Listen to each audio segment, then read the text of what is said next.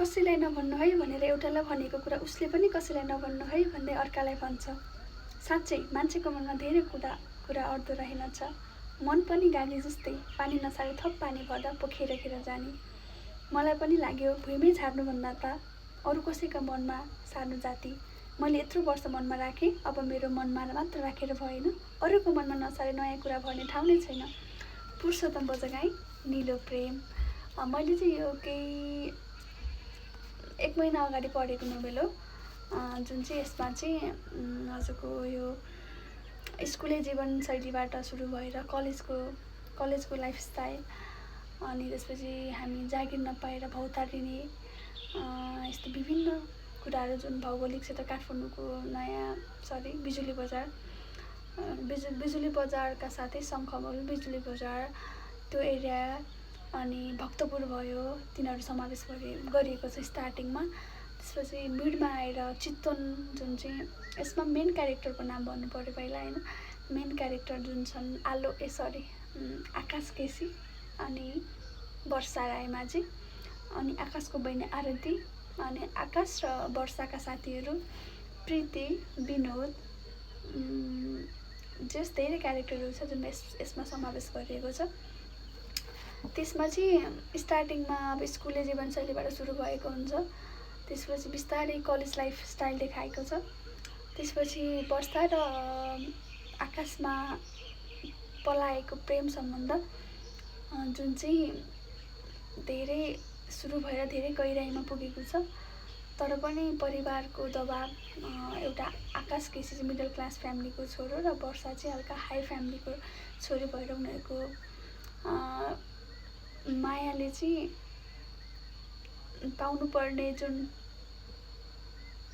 के भन्छ त्यसलाई, माया चाहिँ उनीहरूले उतार्न सकेको देखाएको छैन यसमा निलो प्रेममा। किनकि वर्षा रायमाझीको फ्यामिलीले चाहिँ आकाशको जब नभएर, काम नभएर यस्तो जस्तोलाई मेरो छोरी दिन सुहाउँछ र भन्ने कुरा यसमा देखाइएको छ। यो हाम्रो नर्मल लाइफमा पनि भइरहने कुराहरू हो, एकदम कमन कुरा भयो होइन। अब यो नोभेल पढ्दै गर्दा चाहिँ मैले आफूलाई पनि जुनसुकै नोभेल पढ्दा पनि मैले चाहिँ आफूलाई चाहिँ त्यो क्यारेक्टरमा इमेजिन गरेर पढिन्छ होइन। जस्तै मैले अहिले यसमा पनि निलो प्रेममा पनि वर्षाको ठाउँमा राखेर आफूलाई इमेजिन गर्दै पढेर आएको थिएँ।